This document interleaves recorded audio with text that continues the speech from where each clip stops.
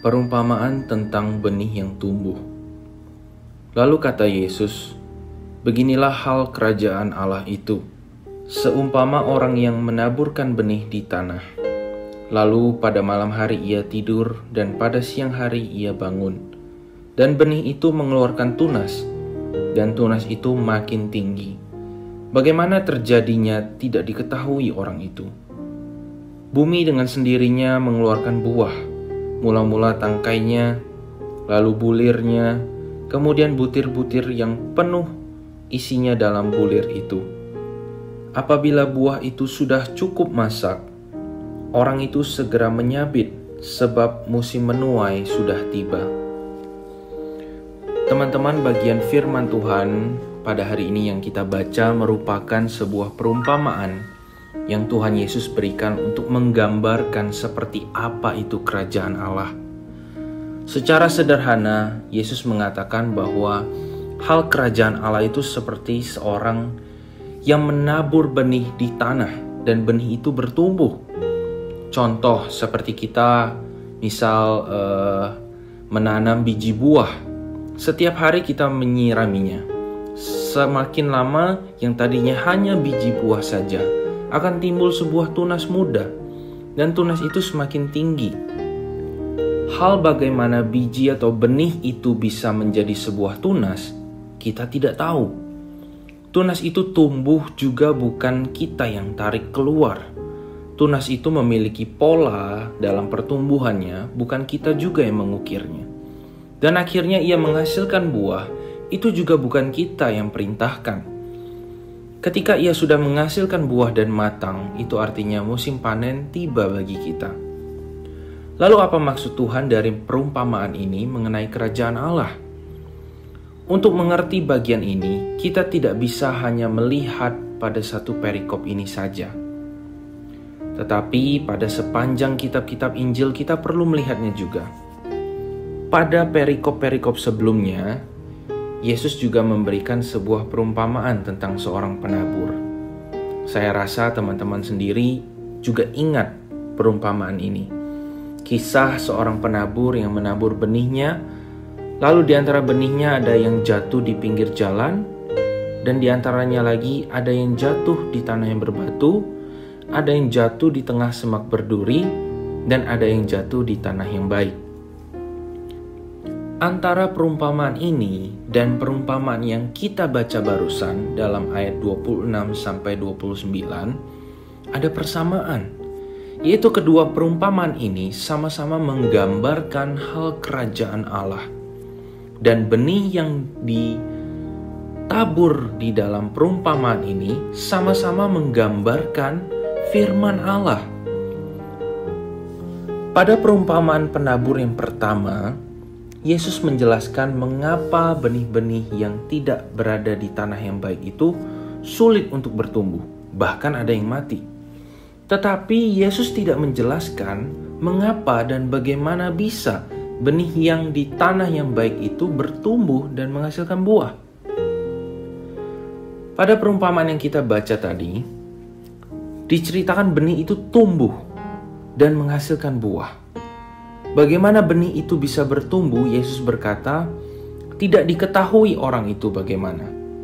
Bumi memang dengan sendirinya mengeluarkan buah.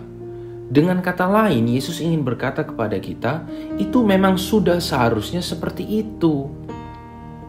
Sudah menjadi sesuatu yang pasti, benih itu tidak akan bertumbuh jika benih itu ditanam di tanah yang tidak baik. Tetapi jika ditanam di tanah yang baik, benih itu sudah pasti bertumbuh. Sejak awal dunia diciptakan, memang Allah sudah tetapkan hal yang demikian. Itu adalah hal yang normal yang terjadi di seluruh jagat raya di bumi. Perumpamaan ini dipakai oleh Tuhan Yesus untuk menjelaskan yang terjadi di dalam kerajaan Allah. Sudah menjadi sesuatu yang pasti, kata Tuhan, bagi orang-orang yang menolak benih firman Allah, tidak akan pernah bertumbuh, dan sampai akhirnya nanti orang itu tidak akan pernah menghasilkan buah bagi Allah. Dan sudah menjadi sesuatu yang pasti juga bagi orang-orang yang menerima benih firman itu, maka dengan sendirinya secara otomatis benih firman yang diterima itu perlahan-lahan akan bertumbuh, dan pada akhirnya nanti orang yang menerima benih firman itu akan menghasilkan buah bagi Allah. Dari sini kita paham bahwa tugas manusia hanya menyediakan tanah yang baik itu, hati yang terbuka dan siap untuk menerima firman Allah. Ketika firman itu diterima di hati yang terbuka, tanah hati yang baik, maka dengan sendirinya benih itu akan bertumbuh dan menghasilkan buah bagi Allah. Pada akhirnya nanti, Yesus berkata, pada musim menuai, benih yang menghasilkan buah itu akan dipanen. Orang-orang yang menghasilkan buah dari benih firman itu akan mempersembahkan buahnya bagi Allah. Tetapi orang-orang yang menolak firman Allah dan tidak pernah menghasilkan buah, dalam bagian Injil yang lain, berulang kali Yesus dan Yohanes Pembaptis sudah berkata, bagi mereka yang tidak menghasilkan buah akan dilemparkan ke dalam api. Sebab dari perumpamaan ini kita bisa tahu bahwa mereka tidak menghasilkan buah bukan karena mereka tidak bisa menghasilkan buah, tetapi memang dari awal mereka sudah menolak benih firman Allah itu untuk masuk dalam kehidupannya. Perumpamaan seperti ini tidak hanya diajukan kepada orang-orang yang belum percaya, tetapi juga kepada kita orang-orang percaya. Sebab firman Tuhan berkali-kali ditaburkan oleh Allah kepada orang-orang yang belum percaya dan juga kepada orang-orang yang mengaku sebagai orang-orang percaya. Dalam media sosial, percakapan kita sehari-hari, dalam persekutuan-persekutuan yang ada, dalam komsel, dalam ibadah di hari Minggu, bisa saya katakan sudah ribuan butir benih firman Tuhan yang Tuhan taburkan kepada kita. Pertanyaannya, apakah benih-benih itu sudah menghasilkan buah bagi Allah hari-hari ini? Perubahan hidup, perubahan sikap hati, perubahan pandangan, pola pikir, dan lain sebagainya yang Tuhan mau itu sesuai dengan firman Tuhan. Jika sampai saat ini benih-benih firman Tuhan itu belum berbuah dalam diri kita, wah, jangan-jangan sebenarnya kita belum menerima ataupun percaya kepada Allah dan firman-Nya. Amin.